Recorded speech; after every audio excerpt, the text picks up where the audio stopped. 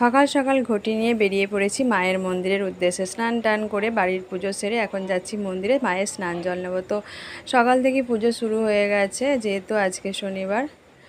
আর আমি এসেছি স্নান জল নিতে। প্রতি শনি মঙ্গলবার মাকে পুরো স্নান করানো হয়, আর মায়ের সেই আলতা পা ধোয়া জলটাই পুরো লাল রঙের জল, এই জলটা সবাই নিয়ে যায়। আর আমার আসতে একটু বেলা হয়ে গেল, তাও রাখবে বলেছিলাম, তো রেখেছে, সেই জলটাই নিলাম। তো এটা ছোট বড় সবার জন্যই, সুস্থ অসুস্থ সবার জন্যই এই জল খাওয়ানো বা স্নান করানোর জলে দিলে ভালো হয়। তো পায়ে না লাগলেই এটা ভালো।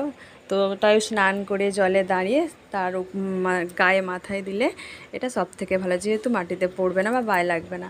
তো আমি পেয়ে গেছি, তাড়াতাড়ি করে চলে এসেছি যে জল পাবো কি পাবো না, আবার না হলে ওয়েট করতে হবে পরের বারে। তো এখন নিয়ে যাচ্ছি আমি আমার বাচ্চার জন্য, ওদেরকে স্নান করিয়ে দেব আর একটু খাইয়ে দেব। তো একটা কথা আছে, বিশ্বাসে মিলায় বস্তু তর্কে বহুদূর।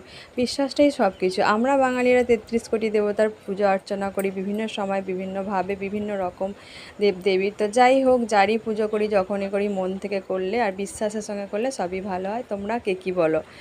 আর শেষে বলবো জয় মা কালী, সবার ভালো হোক।